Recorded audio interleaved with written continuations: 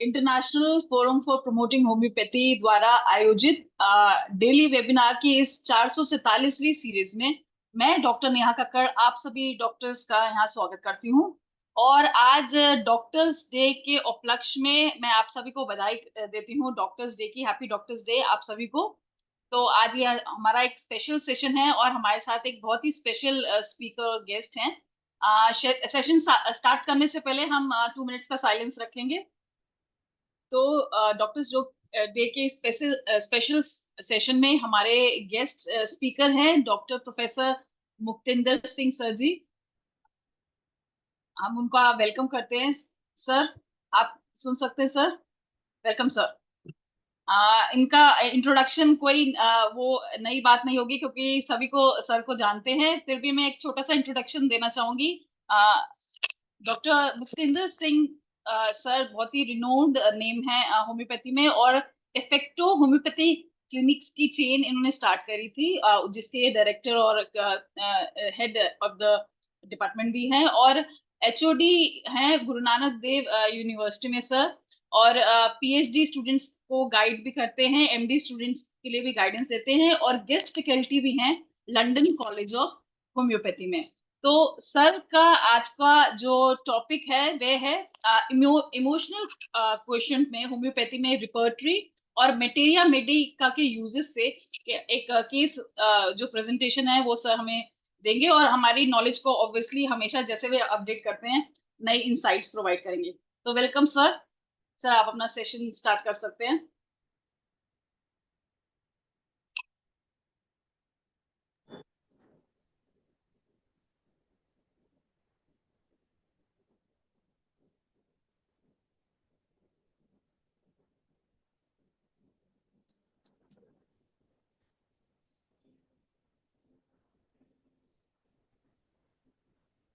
नमस्कार साथियों।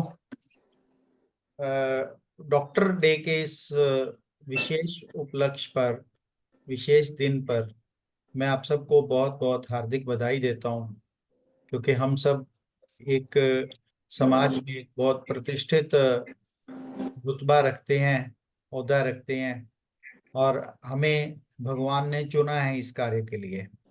और हम सब की ये चाहना है कि हम जो डॉक्टर, हमारे मास्टर डॉक्टर हैनिमन है, उनके पद चिन्हों पर चलते हुए समाज में जो रोग और जो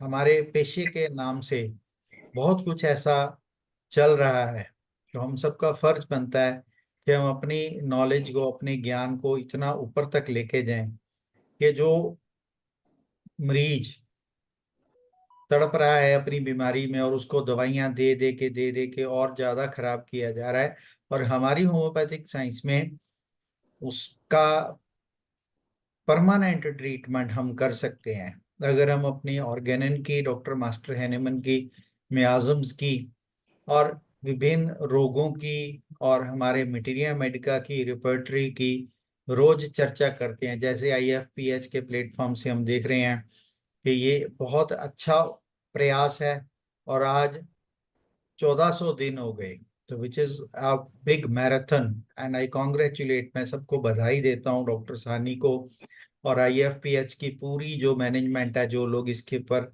इतना प्रयास कर रहे हैं। तो मेरा हार्दिक शुभकामनाएं, और मेरा ये सम्मान मेरे को महसूस हो रहा है कि आज डॉक्टर्स डे पे मेरे को ये यहाँ पे इस प्लेटफॉर्म पे अपना बात रखने का मौका मिल रहा है।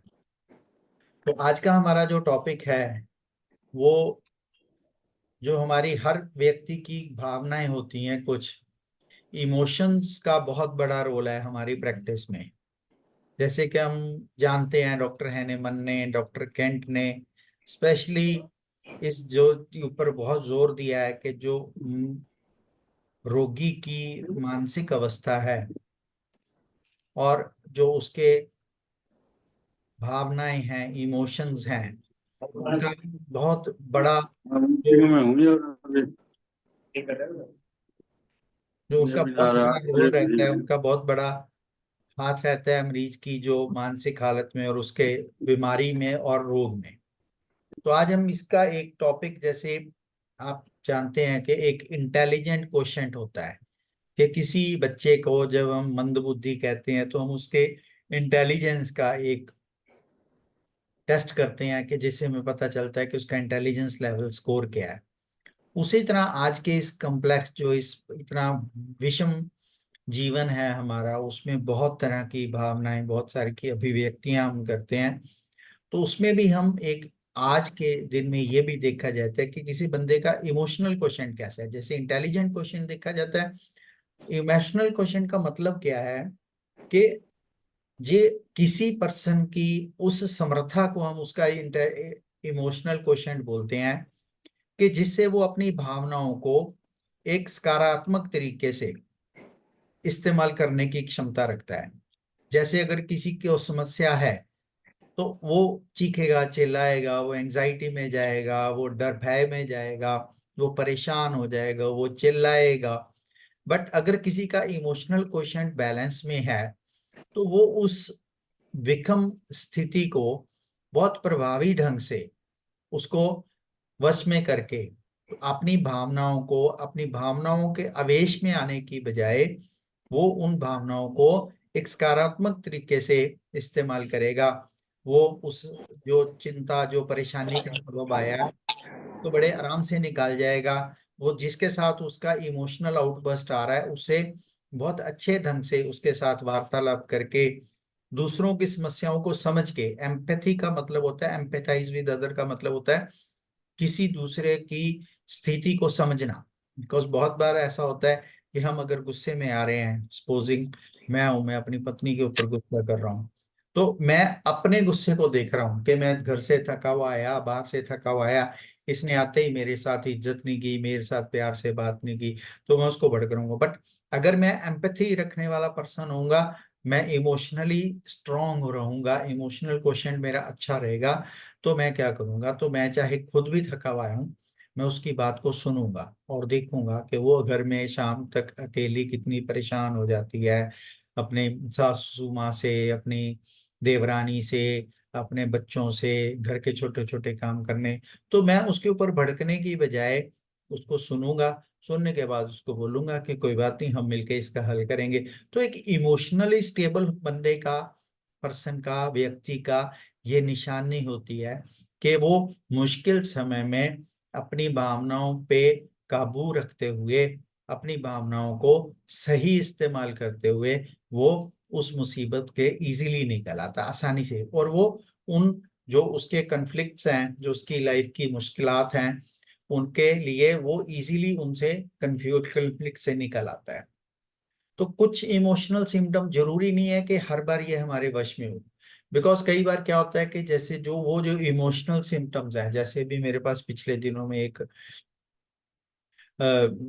फीमेल पेशेंट को लाया गया, तो वो वैसे बड़ी इमोशनल स्टेबल थी, बट अब कुछ दिनों से वो बिना अकारण ही उसे रोना ही रोना, रोना ही रोना ही जा रहा है। वो कहती कि मेरी लाइफ में कुछ ऐसा चिंताजनक नहीं है, मेरी बिटिया बाहर कनाडा में सेटल हो गई है, मेरा बेटा मर्चेंट नेवी में है तो वो वहां पे बड़ा अच्छा कर रहा है। अब हमारे पहले तो बहुत सारी मेरे को जो फाइनेंशियल कंस्ट्रेंट थी, बहुत सारी प्रॉब्लम्स थी, अब तो ऐसा कुछ भी नहीं है, बट मैं अपना रोना ही नहीं रोक पा रही हूँ, मेरे को रोना ही नहीं रुक रहा है। साथ में उसका थायराइड बढ़ा हुआ था। तो मैंने अपनी जो ज्ञान था उससे ये जाना कि बहुत बार मेरे पास कुछ पहले भी पेशेंट आए हैं जिनका प्रोलैक्टिन लेवल बढ़ा रहता है, खास तौर पे मीनोपॉज के बाद। कुछ फीमेल पेशेंट्स, हमारी कुछ महिलाएं ऐसी होती हैं जिनमें उनका जो प्रोलैक्टिन लेवल है, जो कि हमें पता है प्रोलैक्टिन लेवल जब किसी स्त्री का प्रसूत होता है, उसका नया बच्चे का जन्म होता है, तो उसके प्रोलैक्टिन लेवल्स हाई होते हैं ताकि उसके स्तनों में बच्चों के लिए दूध आए। बट मीनोपॉज के बाद, जबकि कोई नया नवजात बच्चा, शिशु नहीं जन्मा है, उसके बावजूद भी अगर किसी का प्रोलैक्टिन लेवल बढ़ता है तो उसको अकारण ही रोना आने लगता है। अब अगर मेरे को ये ज्ञान विद्या थी तो अदरवाइज हम सिर्फ एक सिम्टम ले लेते कि स्लीप वीपिंग इनवॉलेंट्री। अब वो इनवॉलेंट्री वीपिंग वाला अगर मैं सिम्टम लेता हूँ तो उसमें बहुत कम सी दवाइयां हैं। पर अभी जो मैं उसके सिम्टम्स लेके जो उसको दवाई दी, वो उसमें वो उस रूब्रिक में दवाई नहीं थी। बिकॉज उसके अंदर जब हमने उसका रूब्रिक लिया तो उसके अंदर क्या था कि उसको ऐसा लग रहा था सब मेरे साथ धोखा करते हैं, जो मेरे ससुराल वाले हैं उन्होंने मेरे साथ धोखा किया। मेरे पति मेरे सामने तो मेरे ससुराल वालों से बात नहीं करते हैं, बट मेरे पीठ पीछे वो उनसे बातचीत करते हैं, और मेरे बच्चे भी मेरे से बातें छुपाते हैं, मेरी पड़ोसन भी मेरे से बातें छुपाती है। तो मेरे को मेरे साथ बहुत बड़ा धोखा होता है, और मैं इनजस्टिस नहीं बर्दाश्त करती, जो गलत है मेरे को वो गलत कहना ही है। तो अगर हमने उनसे ये सारे सिम्टम्स लिए तो हमने उसकी इस प्रोलैक्टिन लेवल को पहले चेक कराया। तो प्रोलैक्टिन लेवल के कारण उससे क्या फर्क पड़ता है? कोई आदमी बोलेगा क्या फर्क पड़ता है, उसको इन्वोलेटरी वीपिंग तो थी, तो प्रोलैक्टिन लेवल बढ़ा हुआ है या कम है, उससे क्या फर्क पड़ता है? बहुत अधिक फर्क पड़ता है। बिकॉज अगर ऐसे सिम्टम्स आते हैं जब हमारे पास कोई सफिशिएंट हिस्ट्री नहीं है, सिर्फ एक प्रोमिनेंट सिम्टम है, तो हमारे मास्टर डॉक्टर हैनेमन ने उसको एक वन साइडेड डिजीज के अंदर मेंशन किया ऑर्गेनन में।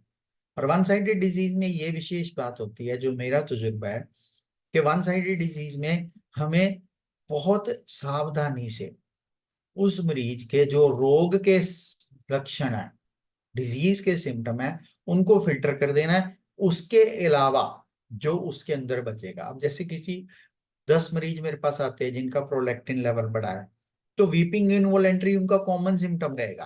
तो अभी वीपिंग इनवॉलेंट्री मेरे लिए यहाँ पे प्रिस्क्राइबिंग सिम्टम नहीं रहेगा। मैं क्या करूंगा, वीपिंग इनवॉलेंट्री को साइड में रखूंगा, मैं उस मरीज के प्रोलैक्टिन लेवल के बढ़ने से जो जो सिम्टम्स आते हैं उनको एक साइड में फिल्टर कर दूंगा उसकी हिस्ट्री में से। बाकी मैं उस शख्सियत के, उस पर्सनैलिटी, उस के सिम्टम्स लूंगा, उसकी शख्सियत के सिम्टम्स लूंगा।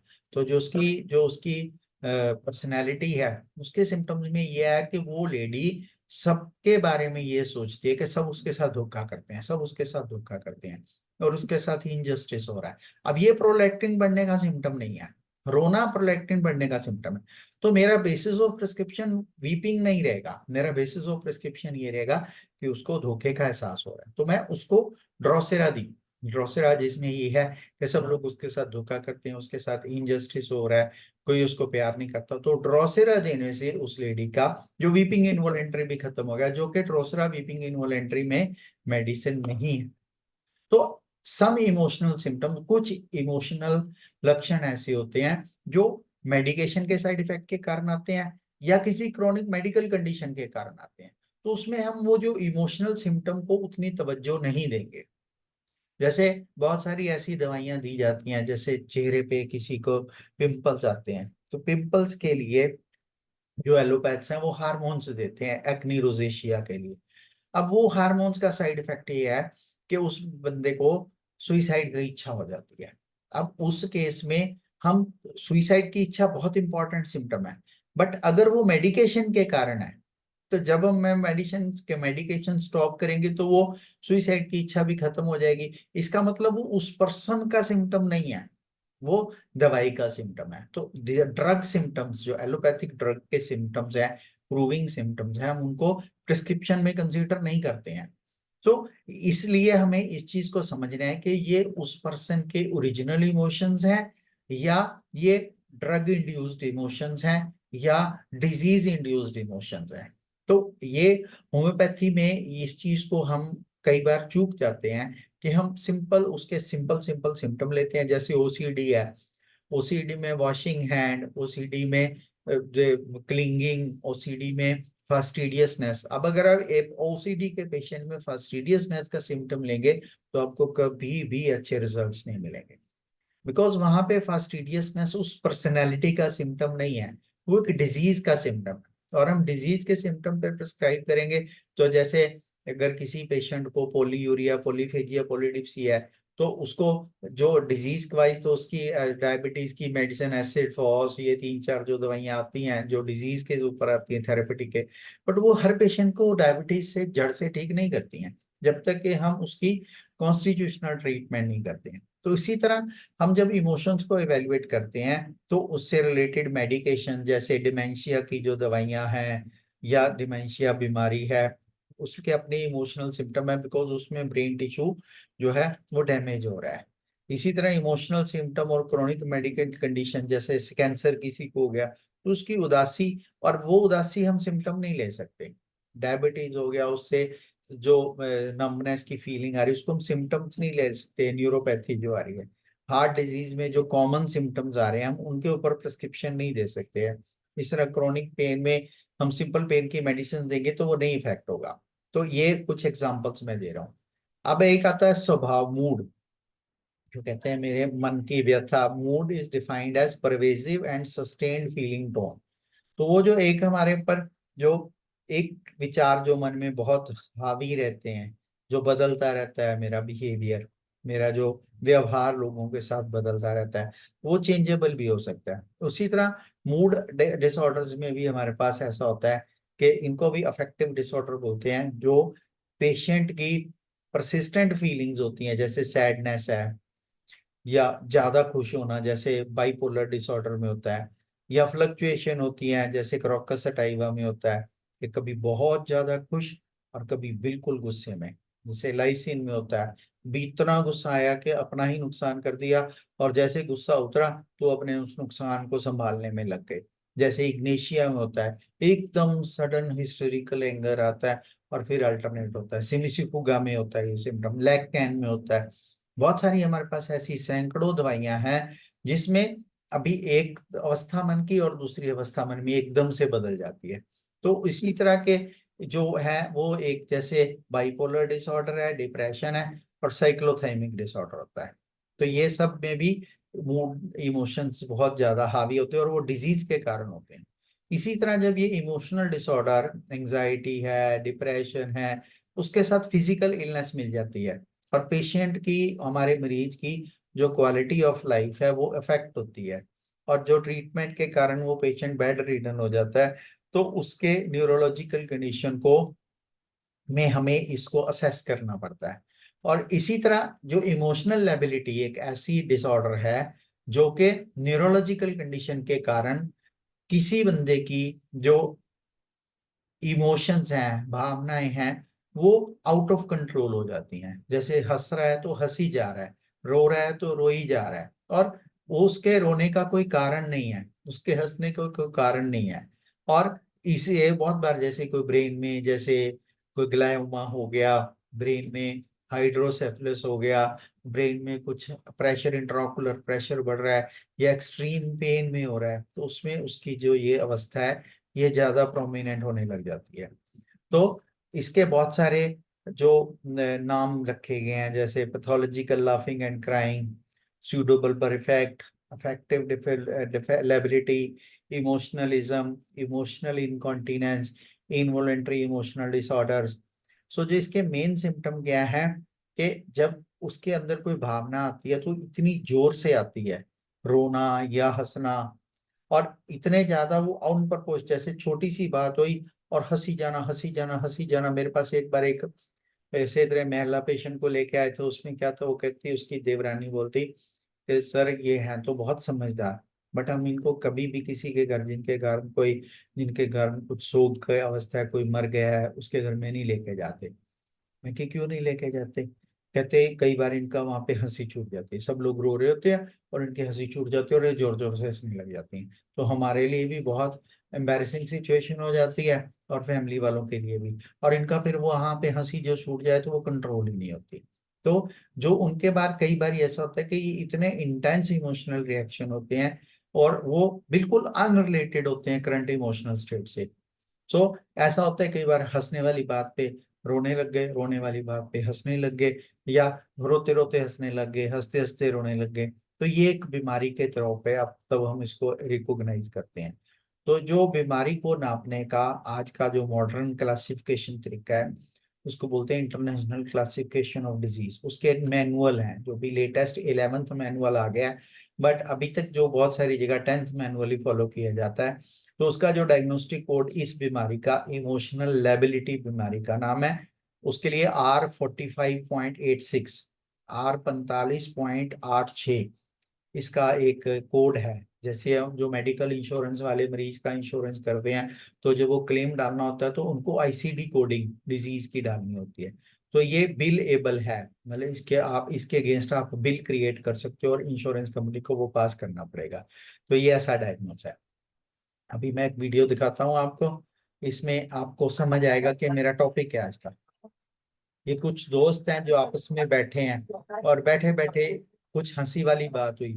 तो अभी ये जो सामने लड़का बैठा है, इसको अभी ज्यादा हंसी नहीं आ रही है, बट जैसे जैसे वो बात चलती है, आप देखना, ये छोटी सी वीडियो है, सिर्फ 3 मिनट की, तो आगे आगे देखते हैं उसका क्या हाल होता है। मेरी आवाज ठीक आ रही है ना? हेलो, मेरी आवाज ठीक आ रही है? आवाज आ रही है? नहीं, इसका वीडियो का आवाज थोड़ा सा ठीक हाँ, कर रहा है। वीडियो का आवाज की जरूरत नहीं है, आप ऐसे ही समझ जाओगे। हाँ नहीं, ठीक है, आवाज आ रही है तब।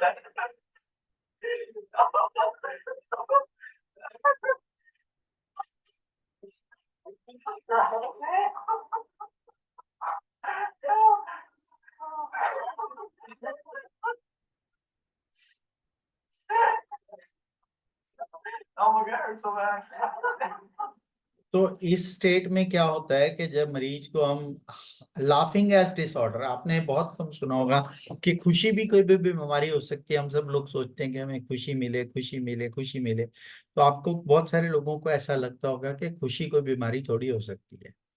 बट खुशी, अगर लाफ्टर, पर्टिकुलरली लाफ्टर कई बार आउट ऑफ कंट्रोल होता है, तो इसको बोलते हैं लाफिंग। जब ऐसे जैसे ये लड़का हंस रहा है, तो अगर ये हंसते हंसते इसको क्रैम्प्स आने लग जाए, हंसते हंसते बहुत लोग फेंट कर जाते हैं, आईसीयू तक पहुंच जाते हैं। ये हंसी रुकती नहीं है, ब्रेन में जो उसका ब्रीदिंग में, ऑक्सीजनेशन में और एब्डोमेन में क्रैम्प इतने सीवियर हो जाते हैं, कई बार रिब्स तक ब्रेक हो जाती हैं। I have seen with my eyes a person, जो मैंने अभी आपको वीडियो दिखाई है, उसी तरह इतना हंसा, इतना हंसा, वो लाफिंग योगा करते करते उसकी हंसी ऐसी छूटी कि वो इतनी जोर जोर से हंसा कि उसके लंग्स में स्पाज्म हुआ, और स्पाज्म के कारण उसकी जो है रिब ब्रेक हो गई, फ्रैक्चर हो गया रिब में। And he was hospitalised for so long because उसको रिब्स के फ्रैक्चर के कारण उसकी ब्रीदिंग इम्पेंड हो गई। तो उनको उसका इतना सीवियर, उसको ऊपर पैच लगाना पड़ता था। तो ये laughing disorder, also known as pseudo bulbar effect भी बोला जाता है। ये कंडीशन है जिसमें रैंडम आउटबर्स्ट ऑफ लाफिंग और क्राइंग हो जाता है। इसी तरह रोना अगर ना रुके तो इतना रोना इतना रोना इतना रोना, दिस कैन बी डिस्ट्रप्टिंग। ये बहुत बहुत कष्टदायक भी हो सकता है और एम्बेरेसिंग हो सकता है जो जिसके साथ ये हो रहा है और उनके परिवार के लिए। जैसे मैंने बताया कि वो किसी सोग वाली स्थान पर जाके वहां उसकी हंसी छूट जाती है। तो ऐसे बहुत सारे लोग हैं जो इस कंडीशन को एक्सपीरियंस करते हैं और इसीलिए फिर उनको सोशल सिचुएशंस अवॉइड करनी पड़ती है, अपने आप को दूसरों से अलग करना पड़ता है। शायद आपने कभी कोई पेशेंट नहीं देखा इसलिए आपको ये अजीब लग रहा हो। तो ये पीबीए सूडो बल्बर इफेक्ट क्या होता है, इसमें अनकंट्रोल्ड क्राइंग और लाफिंग होती है जो कि एक्सपेक्टेड रिस्पॉन्स टू इमोशन, मतलब जो जैसे हम जितनी हंसी वाली बात है, जैसे किसी ने छोटा सा जोक मारा तो उस चुटकुले के कारण, उस जोक के कारण, परिहास के कारण हमें थोड़ी देर हंसी आके रुक जानी चाहिए। वही जोक हम दोबारा सुनते हैं तो हमें उतनी हंसी नहीं आती, तीसरी बार सुनते हैं तो उतनी नहीं आती। बट इन पेशेंट्स में हंसी एक बार ट्रिगर हो जाए तो वो रुकती ही नहीं है। तो ये फीलिंग जो है, इस भावना को एक्सपीरियंस इंटरनली, जो हम उतना मैं खुश नहीं होता, मतलब ऐसा है कि जो मरीज होता है वो बोल रहा है कि मेरे को इतनी खुशी भी नहीं थी बट मेरी हंसी नहीं रुक रही थी। तो इसको कंट्रोल करना मुश्किल हो जाता है। तो इस एक्सप्रेस्ड कंडीशन को लाफिंग और क्राइंग की अपोजिट टू द फीलिंग दे अंदर, जैसे मैं अंदर से, मेरे पास एक मरीज है ये पे यूपी का है, तो हम उसको जब देखते हैं तो उसने क्या कि उसको वो बेड रिडन है, बहुत देर से बेड रिडन है, तो उसकी लेफ्ट लिम्स नहीं चलती, उसको कोई क्रोनिक न्यूरोलॉजिकल डिसऑर्डर है। बट उसको सीवियर पेन होती है हेड में, बोन्स में उसको इतनी ज्यादा पेन होती है कि वो पेन जो है वो उसको एक्सप्रेस करने के लिए, जब उसको एक्सट्रीम पेन होती है तो उसकी हंसी छूटती है। एक्सट्रीम पेन में उसकी हंसी इतनी ज्यादा छूटती है कि वो हंसता हंसता हंसता अपनी हंसी, हालांकि उसको पेन हो रही है बट पेन में उसकी हंसी छूटती है। तो हमारे पास रूब्रिक है ऐसे जिसमें हम इन चीजों को, तो अंदर से सैड है बट बाहर से उसको हंसी आ रही है, अंदर से वो खुश है बट बाहर से उसको रोना आ रहा है, तो ऐसा होता है।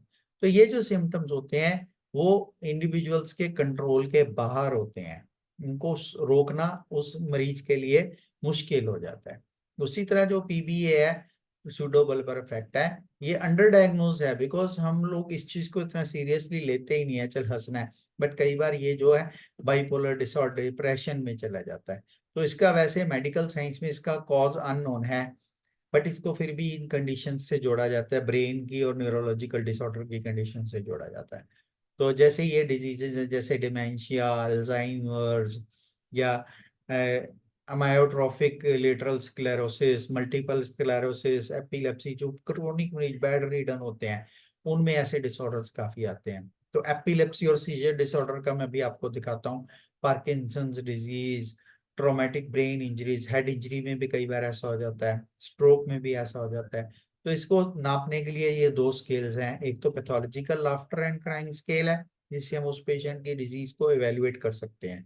बिकॉज जैसे हमारे कोई एब्डोमिनल या कोई भी पेट में होता है तो हम उसको अल्ट्रासाउंड से मेजर करते हैं, कोई जो फिजियोलॉजिकल या पैथोलॉजिकल कोई स्पेस ऑक्यूपाइंग लीजन होता है तो हम उसको रेडियो डायग्नोसिस से, एक्सरे से, एमआरआई से, सीटी स्कैन से, अल्ट्रासाउंड से एवेलुएट कर सकते हैं कि अंदर साइज कितना है। इसी तरह जो इमोशनल डिसऑर्डर है उनकी ऐसी इमोशनल स्केल्स आती हैं तो जिससे हम उनको मेजर करते हैं। और ये जो दो स्केल्स हैं जिनको हम अपने पेशेंट को इवेलुएट कर सकते हैं कि उसकी डिजीज कितनी कंडीशन है। जो मैं एपिलेप्सी की बात कर रहा हूँ तो ये छोटी सी रिपोर्ट आप सुनो। For the parents you're about to meet, the sound of their child's laughter is an alarm bell, filling them with dread and fear because their giggle fits are actually the uncontrollable symptoms of a very rare brain disease. Tonight, a few doctors with a revolutionary treatment are determined to change that. Here is ABC's Deborah Roberts. Adorable, priceless. For any parent, it's a treasured and joyous sound, their child's laughter. But for a rare number of children, laughter can signal a heartbreaking future. The giggling when he was young was such an endearing type of a giggle until we realized he was giggling at inappropriate times. 9-year-old Keegan Dysart's parents, Robin and Chris, say the mysterious giggle began when he was just a toddler. He thought what? He's in his own little world. He's enjoying himself. What's wrong with giggling? Something was wrong. A neurologist said Keegan's bizarre laughter wasn't funny at all, but potentially dangerous. He was having gelastic seizures. Well, I couldn't understand how they could call these seizures. He's not convulsing, he's not on the floor, like everybody thinks of a seizure. Keegan was diagnosed with a form of epilepsy called hypothalamic hamartoma. He's not alone. In Toronto, 7-year-old Mateo Rocha is hit by laughing seizures up to 6 times a day. MRI scans reveal the cause for both boys, a small non-cancerous lesion buried deep inside their brains. No, don't do that. Now, for 2 families, it's a race against time to find a cure, because untreated, the laughing seizures can cause long-term brain damage. For years, the only hope was invasive high-risk brain surgery, where the skull is open. So इस case में क्या है कि epilepsy में उसको जो scissor आता है वो राइसिस सार्डोनिकस भी, उसका हंसी जो है वो रुकती नहीं है, तो वो गिगलिंग, वो खुशी के कारण नहीं गिगल कर रहा है, वो उसका सीजर का एक मैनिफेस्टेशन है। तो हम तो सोचते हैं कि बच्चा हंस रहा है, बट उसकी वो हंसी का ब्रेन के लीजन से रिलेशन है। दिस इज, यही मैं समझाने की कोशिश कर रहा हूँ कि बहुत बार जो मरीज खुश होता है उसकी खुशी अगर बीमारी का कारण बन रही है, तो ऐसे हम ये एक्यूट में बहुत सारे ऐसे मरीज आते हैं, जैसे कई बार हमारे पास एक्यूट में बच्चे को लाया जाता है तो मदर ये बोलती है कि 2 दिन पहले इसने पेस्ट्री खाई थी, इसका बर्थडे था, तो हम उसको पल्सेटिला या कोई ओवर ईटिंग करके एंटी इम्प्रूव नक्सों में कैसी दवाई देने की कोशिश करते हैं और उससे इफेक्ट नहीं होता है। बट अगर हम उसकी मैनिफेस्टेशन देखते हैं, मेरे पास एक ऐसे बच्चे को लाया गया था, तो उसमें क्या था कि वो मरीज को ये था कि वो उसका फीवर के दौरान उसका फीवर इतना हाई हो गया और वो बहुत जॉयस था, फीवर में वो हंस रहा था, वो पोएम्स बोल रहा था और वो हंस हंस के, और उसकी स्टेट वो बहुत लोकेशियस हो गया था और वो बड़ी चीयरफुल, बड़ी हंसी खुशी, और उसकी मदर बोल रही कि ये तो घर था, इसको तो 105 बुखार था, बट वो कह रहे कि मैं स्कूल से आया, मैं क्लासरूम में, हमारे क्लासरूम में एक स्विमिंग पूल है, मैं वहां से, मतलब इररेलेवेंट टाइप टॉक कर रहा था। तो तहां से मैंने फिर ये आइडिया लगाया कि ये बच्चा कुछ दिन पहले वो जो इसका बर्थडे था, बहुत बड़ी पार्टी थी, इसके दोस्त था, इन्होंने बहुत मस्ती, तो बहुत खुश था, तो उस खुशी के कारण एलमेंट फ्रॉम जॉय, कॉफिया की स्टेट उसके फीवर में आई। तो हम कई बार ऐसा बोलते हैं कि ये बच्चा खुश था, तो खुश हो के उसने शायद खाया पिया है, तो खुशी को हम बीमारी का कारण नहीं मानते, हम उसके खाए पिए को, हम उसके जो जो ओवर ईटिंग को उसका कॉज मान के उसके ऊपर ट्रीटमेंट करने की कोशिश करते हैं। बट जब हम मरीज के हालत को देखते हैं तो उसकी जो हालत है उसके हिसाब से उसको वो जॉय वाले सिम्टम्स, कॉफिया की उसकी पिक्चर आ रही है, तो हमें ये अंडरस्टैंड करना चाहिए कि अगर कॉफिया है तो कॉफिया में इमोशनल और जॉय, स्पेशली जॉय जो है उस पर्सन को बहुत इफेक्ट करता है। तो हमें होम्योपैथिक पर्सपेक्टिव से देखना चाहिए चीजों को। तो इसी तरह एक केस में आपके आगे प्रेजेंट कर रहा हूँ कि एक लड़की है 21-22 साल की, तो उसको हॉस्पिटल में एडमिट करवाया गया, मेरे ये नॉन फैमिली की थी, तो उसको बोला कि इसकी हंसी नहीं रुक रही थी, हंसते हंसते ये बेहोश हो गई, तो इसलिए हमने इसको एडमिट कराया।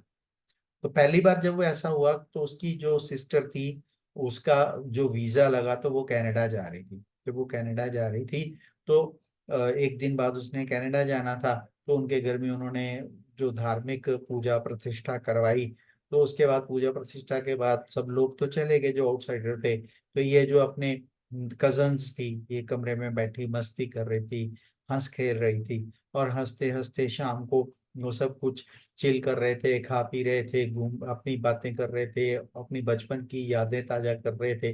तो इस लड़की कुछ हंसी वाली बात हुई तो इसने हंसना शुरू किया, हंसते हंसते हंसते हंसते बाकी लोग तो चुप हो गए, ये चुप ही नहीं हो रही, तो थोड़ी देर उन्होंने इग्नोर किया कि चलो चुप हो जाएगी, तो वो आगे और बातें कर रही, थोड़ी देर बाद कुछ सीरियस बात चली, तो वो अपने बुजुर्गों को याद करके गंभीर, पर ये फिर भी हंसी जा रही है। तो जब आधा घंटा बीत गया, 35 मिनट बीत गए, 40 मिनट बीत गए, तो उन्होंने सोचा कि ये क्या हो रहा है इस बेटी के साथ, तो उन्होंने फिर अपने पेरेंट्स को कॉल किया, तो वो हंसते हंसते हंसते हंसते बिल्कुल बेहोश हो गई। तो फिर उसको आईसीयू में लेके गए, तो वहां उसको सेडेशन दी, उसको एंटी एपिलेप्टिक ट्रीटमेंट दिया, और फिर 2 दिनों बाद उसकी छुट्टी हुई। तो इसी तरह एक बार फिर क्या हुआ, उसके कॉलेज में फंक्शंस था। तो उसके बाद क्या हुआ, मतलब उसके तो वो कॉलेज फंक्शन के बाद वो बहुत खुश थी वहां, बट वहां कॉलेज फंक्शन से ही उसको सीधा हॉस्पिटल ले जाना पड़ा, क्योंकि वहां कॉलेज में वो सब फ्रेंड्स बैठी हंस खेल रही थी, और सडनली उसको जो ऐसा दोबारा वही अटैक आया। तो जब 2 बार ऐसा हो गया, तो उसके पेरेंट्स ने एलोपैथ्स को बोला कि क्या है? वो कहते हैं हम इसका यही ट्रीटमेंट कर सकते हैं कि इसके ब्रेन में तो एमआरआई में तो कुछ है नहीं है, तो हम इसको लाइफ लॉन्ग मेडिकेशन में जो एडीएचडी की मेडिसिन देते हैं, ब्रेन की एक्टिविटी को स्लो करने वाली, एंटी एपिलेप्टिक और जो मूड स्टेबलाइजर मेडिसिन पे हम इसको डाल सकते हैं। तो वो बोलते कि ऐसा तो 6 महीने में एक बार होता है, तो हम इसको परमानेंट मेडिकेशन पे कैसे डाल सकते हैं? तो जब मैंने हिस्ट्री ली, तो मेरे को ये समझ में आया कि दोनों बार मैंने उससे, जब डिटेल में हम होम्योपैथिक वे से हिस्ट्री लेते हैं, तो उस हिस्ट्री में ये चीज रिवील हुई कि दोनों बार जब उसको अटैक आया, पहली बार जब उनके घर में कुछ फंक्शन था, उसकी सिस्टर ने कनाडा जाना था, तो वही दिन उसकी मेंसेस की डेट ड्यू थी। तो इसने सोचा कि घर में फंक्शन रहेगा, मेरे को बहुत सारा काम करना पड़ेगा, और मैं खुद को कैरी करूंगी, डिस्मेनोरिया में पड़ी रहूंगी, तो मैं फंक्शन नहीं एंजॉय कर सकूंगी। तो इसने कुछ हार्मोनल पिल्स खाई, जिससे उसने ये चाहा कि उसके पीरियड्स की डेट आगे पीछे हो जाए। दूसरी बार भी सेम रीजन था कि जब उसके कॉलेज का फंक्शन था, तो कॉलेज के फंक्शन के कारण उसने वो सोचा कि मेरा डांस परफॉर्मेंस है, तो अगर मेरे को पीरियड्स आए होंगे तो मैं पैड डाल के कैसे डांस करूंगी, तो मैं अनकंफर्टेबल होंगी। तो उसने बाजार से पिल्स वो ली, जिससे उसके पीरियड्स आगे पीछे हो जाए। तो ये आजकल की यंग गर्ल्स में, कॉर्पोरेट में काम करने वाली वर्किंग लेडीज में, जब घर में कुछ फंक्शन होता है या ट्रैवलिंग प्लान आ जाता है, आजकल वेकेशंस में भी, रिसेंटली मेरे पास कुछ एक पेशेंट है, तो हमने जाना था जी मनाली। तो हमने सोचा कि रास्ते में मैं कहाँ खुद को वॉशरूम मिलेगा, गंदा होएगा, इन्फेक्शन होएगी, तो मैंने दवाइयाँ खा ली, तो वहां जाके वो बीमार हो गई। अब वहां जाके बीमार होने का अगर हम इमोशनल कॉज ढूंढे, तो यही है तो कि तू बहुत खुश थी वहां पे, मैं तो हंस रही थी सबके साथ, अचानक पता नहीं क्या हो गया, एकदम से जो तबीयत खराब हो गई।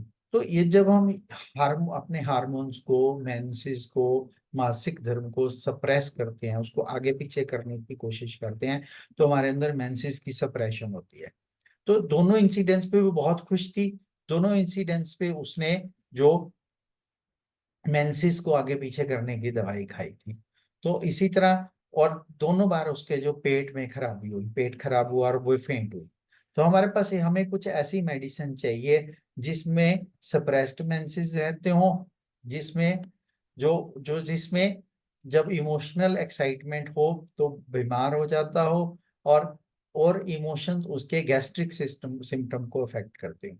फेंटिंग वाली मेडिसिन चाहिए हमें, सप्रेस्ड मेंसेस वाली चाहिए, जिसमें इमोशनल एक्साइटमेंट और इमोशनल क्वेश्चन में जो इमोशनल लेबिलिटी वाली मेडिसिन चाहिए। तो अगर हमने उसको रिपर्टराइज किया, तो तीनों सिम्टम जब हम ले लिए, fainting tendency, element from excessive Joy, menses suppress, and gastric symptom affected by menstrual with distress, तो only medicine which came out into repertorization was नक्स मॉस्केटा। तो नक्स मॉस्केटा क्या है?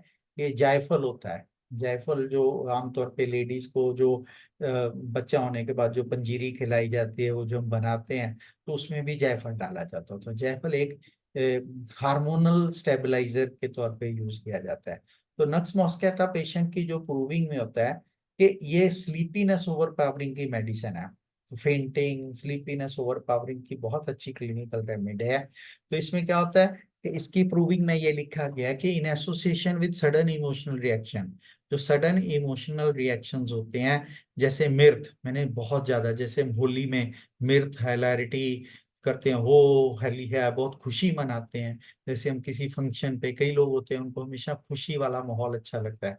कई बच्चे भी हमारे पास ऐसे आते, कहते हैं ये क्या करेगा, रोज सबको लेके बैठ जाएगा, कोई पेस्ट्री की चाहिए कुछ, और कुछ नहीं तो आटे को लेके हलवा बनवा लेगा, तो उसके ऊपर ऐसे कैंडल लगा के ऐसे कि रोज मेरा बर्थडे सेलिब्रेट करो।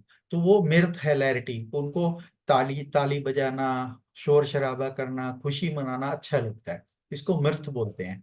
तो जैसे एंगर है, डर है या जॉय है, और जैसे कुछ भी सरप्राइज होता है, जैसे हाँ अब क्या होगा, जैसे तो मैंने एक बार एक वीडियो भी देखी थी कि उसमें एक लड़की है जिसको कॉलेज में फर्स्ट प्राइज मिलता है, जब उसका नाम अनाउंस होता है तो वो स्टेज पे फेंट कर जाती है। बहुत सारे ऐसे लोग होते हैं जो मैरिज वगैरह में फेंट कर जाते हैं।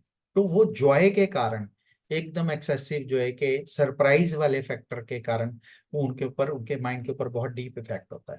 तो उनको ये जो अटैक्स आते हैं नक्स मॉस्कैटा पेशेंट को, ये जैसे मसल टोन एकदम लॉस हो गई, तभी वो फेंट हुआ और गिर गया, तो ऐसी डीप स्लीप में चले जाते हैं सीधा। आमतौर पे हमारा जो रैंडम आई मूवमेंट स्लीप होती है वो हमारे सोने के 1 घंटे या 90 मिनट बाद स्टार्ट होती है।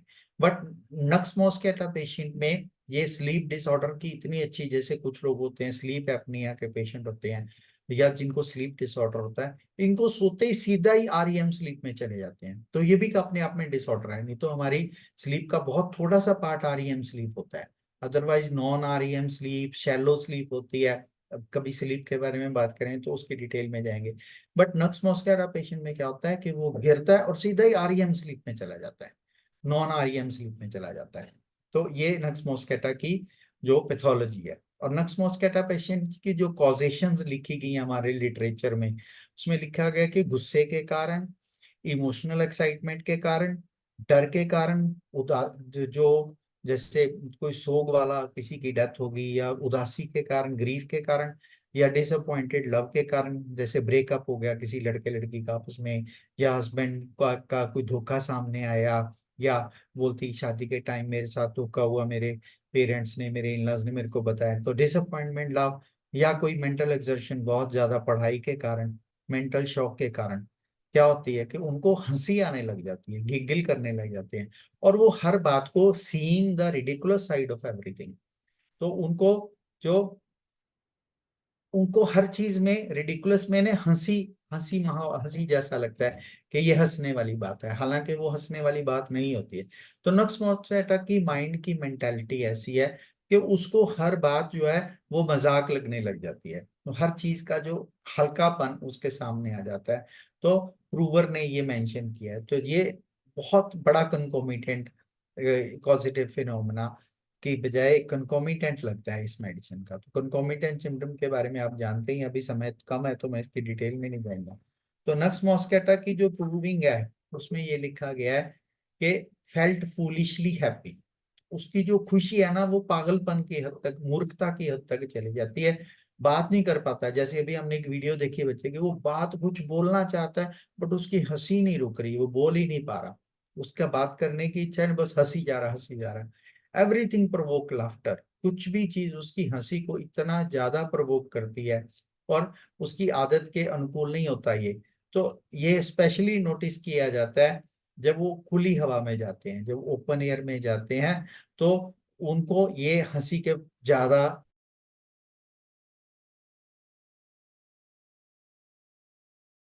खड़ा हो जाता है, और मेड फुलिश जेस्चर, हंसी वाले और फुलिश वाले जेस्चर्स, वो जैसे कोई मूर्ख इंसान होता है वैसे जेस्चर्स करने लग जाता है।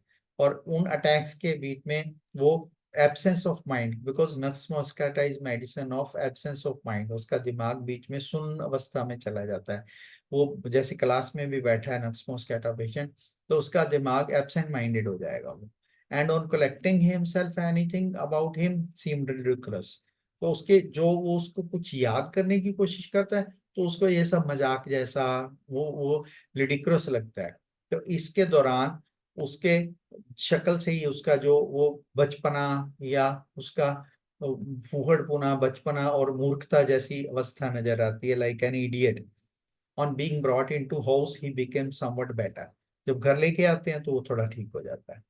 तो जब नक्स मॉस्कैटा पेशेंट जो हमारे क्लिनिक में आएंगे तो हम उनको कैसे पहचानते हैं, बिकॉज नक्स मॉस्कैटा मेरे को पता है कि हम नक्स वोमिका तो बहुत यूज करते हैं, बट नक्स मॉस्कैटो को हम बहुत कम यूज करते हैं।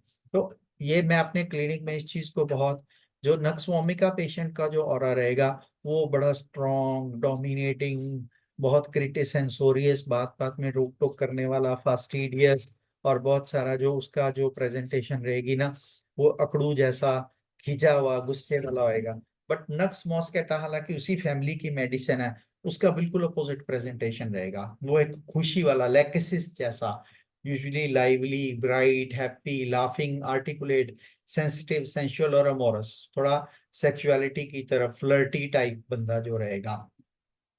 तो जो ये नक्स वोमिका जो होता है, उसके ज्यादा अफेक्शन जो होते हैं वो न्यूरोलॉजिकल, जैसे nervous hyper sensitivity of nerves हैं, कन्वर्जन्स हैं, और जो उसको जो है कन्वल्सिव मूवमेंट रहेंगी, उसको साउंड, उसकी हियरिंग बहुत ज्यादा एक्यूट हो जाएगी। तो नक्स वोमिका ऐसा रहेगा। बट नक्स मॉस्केटा पेशेंट, उसका जो हार्मोनल, जैसे मैंने बताया कि जैसे अबॉर्शन की पिल्स ले ली, मेंसेस को आगे पीछे की, तो उसके हार्मोन से ज्यादा इफेक्ट रहेंगे।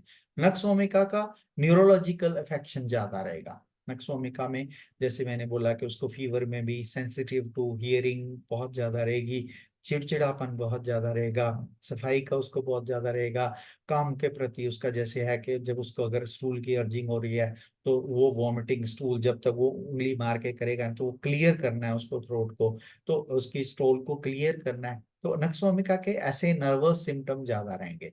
बट नक्स मॉस्केटा के इमोशनल सिम्टम ज्यादा रहेंगे। उसको जॉय, हैप्पीनेस, मूड स्विंग्स, और जो उसके हार्मोनल सिस्टम्स के ऊपर ज्यादा इफेक्ट रहेगा। तो ये जो नक्स मॉस्केटा पेशेंट जब आपके क्लिनिक में आएगा तो बहुत खुश मिजाज रहेगा, हंस हंस के बातें करेगा, हर चीज को लाइटली लेगा। ऐसा ही लाइटली लेने वाला दूसरा मरीज होता है काली आयोड। काली आयोड में भी होता है कि वो अपनी बीमारी को बहुत हल्के से लेता है। ऐसे सीपिया तो सीरियसनेस नहीं समझता, मर्कसोल जो फ्रिवुलस होता है, बट काली आयोड अपनी बीमारी का मजाक उड़ाता है कि जैसे उसको भी है, मेरे को डॉक्टर साहब कैंसर हो गया, लो जी डॉक्टर साहब एक और गिफ्ट, रिपोर्ट दिखाएगा, बोलेगा डॉक्टर साहब ये लो मुबारकें, एक और गिफ्ट आ गया। या जब अगर कहीं उसका कुछ बीमारी नहीं निकलेगी, डॉक्टर साहब टेस्ट के पैसे बेकार गए, ये क्या आप बताओ, इतने पैसे भी लग गए और बीमारी फिर नहीं निकली कोई। तो हम तो बोलते हैं कोई तो खुशी वाली बात है। तो हाँ, तो मैं खुशी तो हूँ। तो अकाली आयोड मरीज होता है वो भी अपनी मरीज का, अपनी बीमारी का मजाक उड़ाता है। इसी तरह नक्स मॉस्केटा जो होता है वो हर चीज को लाइटली लेता है। तो these are person who go by feeling not reason. तो ये जो जो इमोशन, जैसे इग्नेशिया है, क्रॉकस है, ये जो इमोशंस के हिसाब से चलने वाले बंदे हैं। बट वायोला ओडोरेटा है, नक्स वोमिका, मतलब नक्स वोमिका और nux vomica practical type of person है, लॉजिक के ऊपर चलता है, तो उसको लॉजिक चाहिए काम डिसीजन लेने के लिए। बट नक्स मॉस्केटा पेशेंट को लॉजिक नहीं, उसकी गट फीलिंग चाहिए। तो नक्स मॉस्केटा गट फीलिंग पे चलता है, नक्स वोमिका लॉजिक पे चलता है। तो उसको फीलिंग के ऊपर चलना है, रीजन के ऊपर नहीं चलना है, इमोशन के ऊपर चलना है, इंटेलेक्ट के ऊपर नहीं चलना है, और होप के ऊपर चलना है, रियलाइज्म के ऊपर नहीं चलना। वो विश्वास के ऊपर चलना चाहता है, ना कि रियलिटी के ऊपर। तो वो उस वर्ल्ड में रहते हैं जो उनका अपना बनाया रहता है, और अपनी पर्सनल फैंटेसीज और अपनी ख्यालों की दुनिया, जैसे चाइना होता है तो उसमें भी यही होता है कि वो अपनी थ्योराइजिंग एयर कैसल्स बनाता है। तो नक्स मॉस्केटा भी एक एयर कैसल बनाने वाली दवाई है। हालांकि ये हमारे लिटरेचर में बहुत अंडर मेंशन्ड मेडिसिन है, हम इसको क्लिनिक में, बट मैं अपनी प्रैक्टिस में जब से नक्स मॉस्केटा को यूज करना शुरू किया है, तो नक्स मॉस्केटा पेशेंट जो होते हैं बहुत डिलीजेंट लोग रहते हैं, बहुत खुश मिजाज लोग रहते हैं, बहुत इमोशनल लोग रहते हैं। तो इमोशंस इनको बहुत ज्यादा डीप, घर में जो खुशी गमी, किसी ने कुछ बोल दिया, किसी की बात को दिल पे ले लेना, ये सब नक्स का बिल्कुल इग्नेशिया के सिमिलर पिक्चर आती है। तो अगर हम most emotional medicine of our materia medica की बात करें तो हमारे पास इग्नेशिया, क्रॉकस और जो नक्स मॉस्केटा, ये टॉप मेडिसिन आती हैं। कॉफिया, क्रॉकस स्टाइवा, इग्नेशिया और नक्स मॉस्केटा, ये चारों एक कैटेगरी की मेडिसिन आके खड़ी है। तो ये इन लोगों को प्यार की बहुत भूख रहती है, और इनको physical contact like hugging, holding hand, और अटेंशन इनको बहुत ज्यादा चाहिए। तो यहाँ पे आके ये फास्फोरस जैसा भी लगता है कई बार, जैसे फास्फोरस को अफेक्शन चाहिए, भूरा को बहुत ज्यादा प्यार चाहिए, कैम्फर को बहुत ज्यादा अटेंशन चाहिए। तो ये जो टेंडेंसी होती है उसके कारण ये कई बार ना बहुत भोलापन करते हैं कि हमें प्यार मिले, फूलिश बिहेवियर करते हैं। तो ये इनोसेंट होता है, बट उनके लिए रिलेशनशिप में बहुत ट्रबल करता है। तो वो बहुत सारी लड़कियां जो शादी के बाद भी बचपना नहीं छोड़ती, शादी के बाद भी उनको लगता है सब अच्छा ही है, सब अच्छा ही है, पर जब अपने इन-लॉज का बिहेवियर देखती हैं तो उनका मन टूटता है, तो वो फेंट करना शुरू कर देती हैं। तो फेंटिंग के कारण फिर उनकी जो एब्सेंट माइंडेड होना शुरू कर देती हैं। तो एलुमिना इसके बहुत क्लोज आ जाती है। शादी के बाद एलुमिना को अपना आइडेंटिटी क्राइसिस आता है, बट इसमें जो हार्मोनल डिस्टरबेंस होती हैं वो उसको बीमार कर देती हैं। तो ये प्रॉब्लम इससे शुरू होती है, इस ग्रीफ से, और अनहैप्पी लाइफ में जो लीड कर देती है। बोरलैंड मटीरिया मेडिका में नक्स मॉस्केटा के बारे में लिखा गया है कि जो वो पेशेंट हिस्टेरिकल रहता है, उसके मेंसेस जो है वो सप्रेस हो जाते हैं, और प्रेगनेंसी के दौरान बहुत माइल्ड मेंटल डिस्टरबेंस होती हैं। तो उनको ये पीरियड्स के कारण उनको हर चीज जो है वो वो मतलब उस गम में, उस दुख में बहुत परेशान होती है। उनको मेडिकल जो कंडीशन होती है वो उससे उनको लिडिक्रस दिखने लग जाता है। सब कुछ लिडिक्रस मतलब हर चीज मजाक नजर आने लग जाती है, और उनके वो लाफिंग बस्ट आउट हो जाते हैं, हिस्टेरिकल अटैक्स हो जाते हैं लाफ्टर के, और फिर उसके बाद वीपिंग का अटैक्स आने लग जाते हैं। तो ये इमोशनली बहुत ज्यादा डिस्टर्ब हो जाती हैं। तो कई बार तो घर वाले बोलते हैं, अभी रिसेंटली मेरे पास सिमिलर केस आया, उस लड़की की नई नई शादी हुई, तो उसने जब देखा कि पहले तो उसने बोला कि सब मस्ती करेंगे, बट ये वाले थोड़े अकड़ू जैसे, खड़ूस जैसे उसके इन-लॉज थे, तो उसको बहुत डिसअपॉइंटमेंट हुई। उससे उसको फेंटिंग अटैक आने शुरू हो गए, फिर वो हंसने लग गई। तो उन्होंने बोला कि इसको कोई भूत चिमड़ गया है, इसको इसको कोई दिमागी कसर है, इसको कोई ऊपरी कसर है। तो उसका वो वाला इलाज कराना उन्होंने शुरू कर दिया। तो वो चीज जो है वो उनको बहुत ज्यादा इफेक्ट की। तो वो अपने लिए उसने, जैसे हमें पिछली स्लाइड में देखा, कि वो अपने इस इमोशनल स्टेट के कारण अपने ट्रबल इन रिलेशनशिप में आ जाते हैं। तो इसके कारण ये जो मेडिसिन हैं नक्स मॉस्केटा, ये हमारे क्लिनिक में यूज होने वाली एक बहुत प्रोमिनेंट मेडिसिन है। तो mental condition rapidly in an almost incredible short time, तो थोड़े से टाइम में उनकी मेंटल कंडीशन एकदम से वर्स्ट हो जाती है। तो एकदम से खुशी से उदासी में, हंसी से रोने में, उनकी जो स्टेट है वो बहुत ज्यादा अल्टरनेट करती है।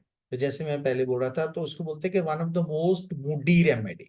हमारे एक साइकोलॉजिकल डिसऑर्डर होता है, उसको बोलते हैं cyclothymic mood disorder. Cyclothymic disorder में जिसको मूड स्विंग्स बोलते हैं, कि सुबह और था मूड, शाम को और हो गया, एकदम से मूड का चेंज हो जाना। बिल्कुल कुछ दिन बिल्कुल उदासी वाले, कुछ दिन बहुत खुशी वाले, एक दिन उदास, एक दिन खुश, एक दिन हाइपर एक्टिव, एक दिन हाइपो एक्टिव। तो उसको हम बोलते हैं साइक्लोथाइमिक मूड डिसऑर्डर। तो उसकी ये जो नक्स मॉस्केटा है is one of the major remedy है।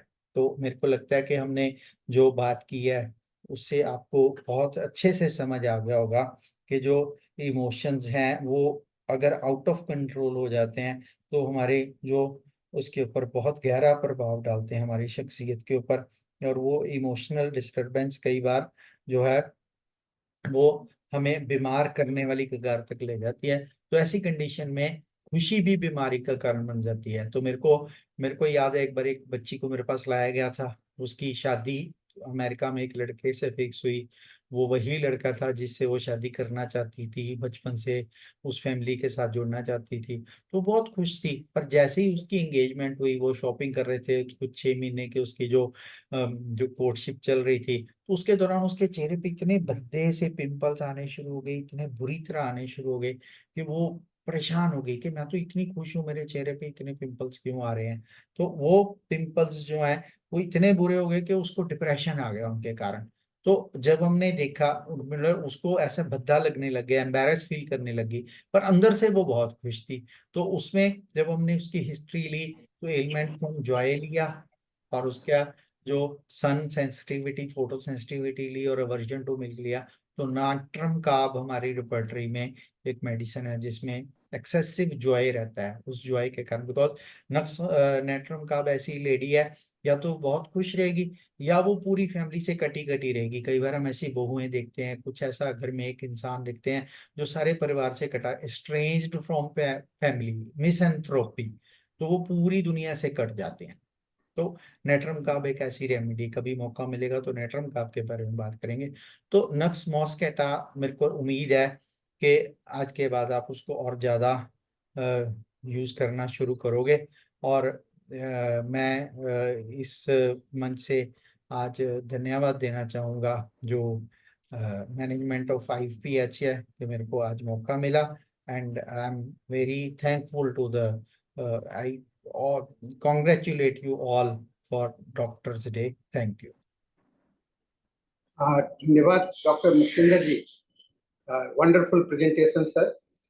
और इंग्लिश में भी आपने बहुत बढ़िया बोला है और हिंदी सेशन में भी, और आपका हर एक लेक्चर्स काफ़ी अच्छा रहता है।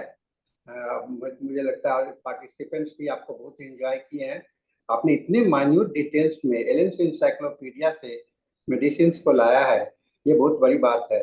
और क्योंकि एलेंस इंसाइक्लोपीडिया को बहुत लोग नहीं पढ़ते हैं, लेकिन उसको पढ़ेंगे तो एक कहते हैं ना कि बहुत बड़ा ये आदत बननी चाहिए, ये बनाने का कोशिश करना चाहिए कि हम लोग कैसे इसको प्रैक्टिस में ले आए। दूसरी बात, जो आप लाफिंग मैनिया का चर्चा कर रहे थे, लाफिंग डिजीज का, तो मुझे इस बात पर एक पुरानी बात याद आ गई कि एक बहुत पहले ऑस्ट्रेलिया में सर एक रोग हुआ था, उसके लिए डिजीज का नाम तो मैं नहीं समझ याद है अभी, लेकिन वो कहा गया लाफिंग मैनिया था, माने इरेसिस्टिबल डिजायर टू लाफ, रुक नहीं पा रहा था, इनवॉलेंट्री इरेसिस्टिबल।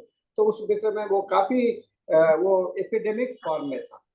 तो ये एक बहुत बढ़िया मैं उसमें ऐड कर रहा हूँ, एपिडेमिक फॉर्म में था और उसको लेकर के काफी लोगों ने, और मेरे फादर उस बीच में ऑस्ट्रेलिया वाले लोगों ने उनको, मेरे फादर को बहुत सारे ये लिटरेचर्स भेजे और फिर उन्होंने एक लाफिंग पर सारे लिटरेचर्स मेडिसिन को होम्योपैथी में कंपाइल किया था। बहुत पुरानी बात में आपको आज लगता है कि 30-40 साल पहले की बात में आपकी बातों से मुझे याद आ गया।